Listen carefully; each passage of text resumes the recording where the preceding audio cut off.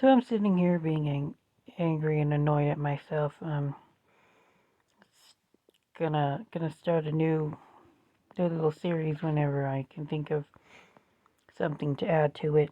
But maybe these tips are for me as much as for anybody else. I'm gonna do this video series for my own benefit as well. But yeah, we're gonna start with a little um GMG's quick tips videos, and gonna start with tip number 1. Just keep an eye on your auctions.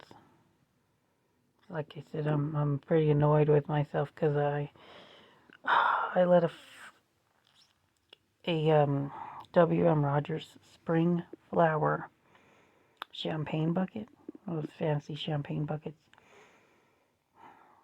I had known that there was a lot for that. It went no bid for a long time, and the starting bid was like $7.99, and well, what do you know? The guy, somebody wanted it for the minimum, and I sold one of those for like $85 the last time. Somebody had a hell of a find, and sometimes that somebody is me, and today it's him, because I was getting distracted talking to one of my friends, and we were I was trying to tell him about what I think about the future of metal and what the economy is looking like and world orders and yada yada. And next thing you know, oops, forgot to look at your auction. So tip number 1, keep an eye on your auction. From now on, if I see an auction that gets my blood going and want to keep an eye on it, gonna put it in my calendar. Put it in my calendar, or you can set an alert on your phone 15 minutes before the auction ends. I'm not gonna let that happen again. I kept track of that auction, and normally I keep it in the back of my head when an auction is going to end. If I have an idea of when it's going to end, so I know when to look at my favorites list. But this time that let me down. My head let me down and got distracted. So yeah, tip number 1: keep an eye on auctions. Tip number 2: don't cry over spilt silver plate, because even though I'm frustrated and mad, there will always be more.